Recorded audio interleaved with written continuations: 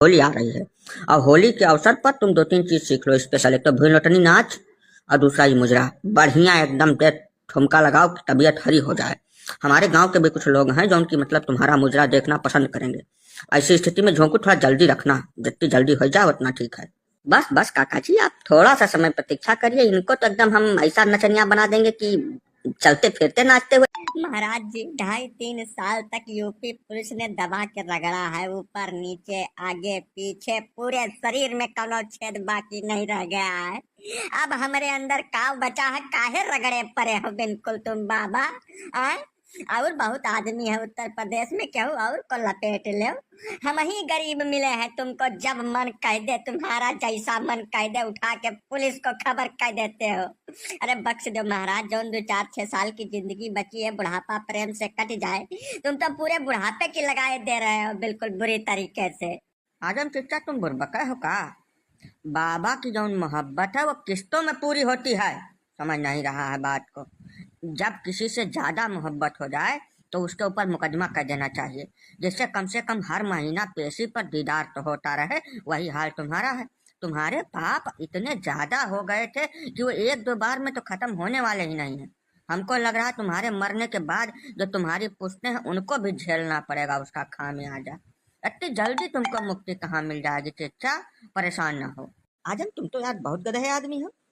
हमको दो तीन चीजें जाननी है। तुम्हारी जो निगाह है, दृष्टि, वो बहुत तीव्र है। तुम दूर से महिलाओं के अंतः वस्त्रों का रंग तक पहचान लेते हो। तो हमको तुम्हारी आंखें निकाल कर उनको टेस्टिंग के लिए भेजना है भाई। कौन सी औषधि, कौन सी चीज तुम खाते रहे हो जिससे तुम्हारी निगाह इतनी तेज है, वो शोध का विषय है। शोध के लिए तुम्हारी आंखें जाएंगी, यह हमने फैसला ले लिया है। दूसरी चीज यह है कि तुम इतनी जिंदगी में अपनी कभी किसी सन्यासी के फेर में नहीं पड़े थे। सनातनी सन्यासी के फेर में पहली बार पड़े हो। तो हम तो किस्तों में ही सारा कुछ का हिसाब करते हैं ना। एक बैग हिसाब करेंगे तो तुम झेल नहीं पाओगे। और तुम्हारा मरना बिल्कुल हमें कबूल नहीं है, समझो कि नहीं समझो। तुमको मरने नहीं दे सकते। तुम्हारे जो कृत्य हैं वो इतने घिनौने, इतना घटिया और निम्न स्तर के हैं कि उसका तुमको पूरा भुगतान करना पड़ेगा। हमको लग नहीं रहा कि तुम एक जिंदगी में उसका पूरा भुगतान कर पाओगे। इसलिए तुम्हारी नस्लें जो हैं उनके ऊपर भी हमने शिकंजा कस लिया है, उनको भी लपेटे में लेंगे। ज्यादा दुखी मत हो।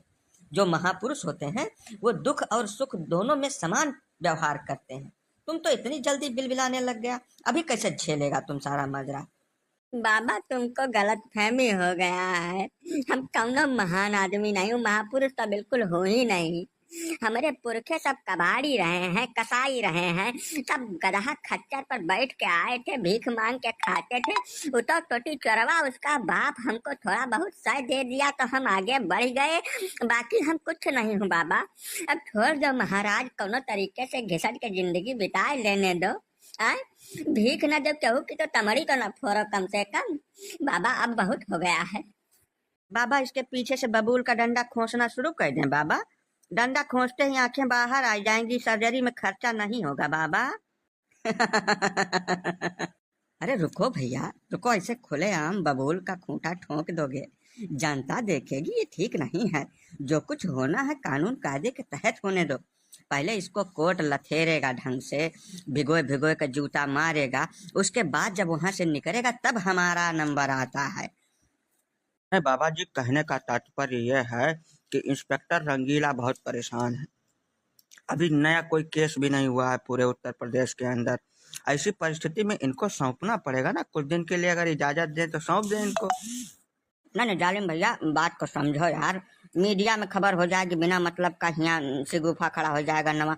इसको केवल लतिया के और छोड़ दो, ज्यादा न करो कुछ, समझो कि नहीं समझो, ले जाओ इसको।